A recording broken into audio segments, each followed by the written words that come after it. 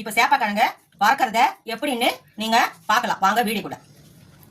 இன்னைக்கு நம்ம என்ன பண்ண போறோம்னா சேப்பக்கிழங்க வறுக்க போறோம். இதை போட்டுக்கணும். இதில் போட்டுட்டு 2 சொம்பு தண்ணி ஊற்றணும்.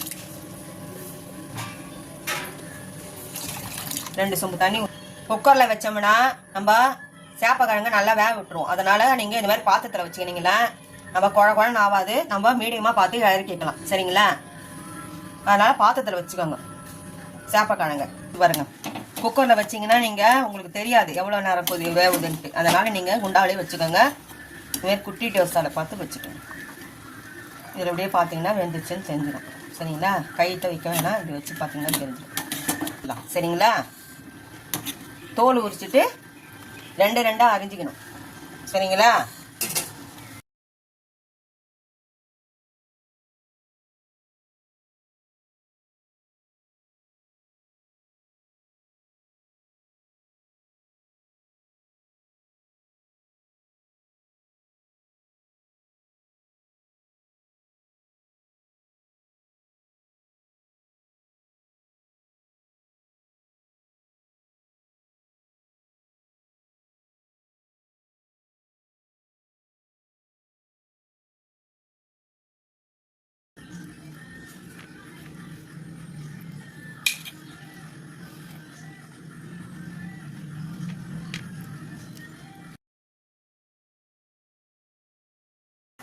கடாய் வச்சுட்டு கேஸ் பற்ற வச்சுக்கலாம். தேவையான அளவுக்கு எண்ணெய் ஊற்றிக்கணுங்க. தேவைன்னா ஊற்றிக்கலாம் அப்புறமா. சரிங்களா? இதுக்கு மட்டும் அப்படியே போட்டுடலாம்.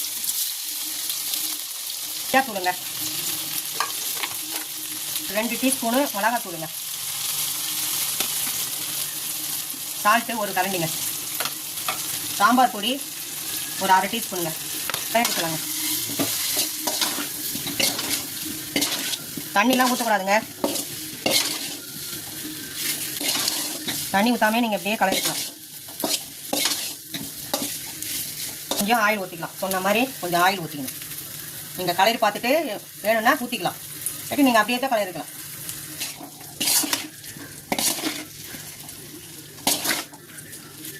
சிறு தீயில தாங்க வைக்கணும். ஃபாஸ்ட்டாக வச்சிடாதீங்க, அப்படியே பொரிஞ்சிடும்.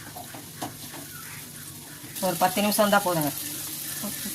இந்த பாருங்கள் எப்படி ஆயிடுச்சு பார்த்தீங்களா? ஒன்றா பிரிஞ்சு வர்ற மாதிரி இருக்குதுங்க. இந்த பாருங்கள், ரசத்துக்கு சாம்பாருக்கு நீங்கள் எல்லாத்தையுமே தயிர் சாப்பாடு தான் வச்சு சாப்பிடலாம். சரிங்களா? எல்லாத்தையுமே நல்லா ருசியாக இருக்கும். வீட்டில் செஞ்சு பாருங்கள், பார்த்துட்டு எப்படின்னு சொல்லுங்கள்.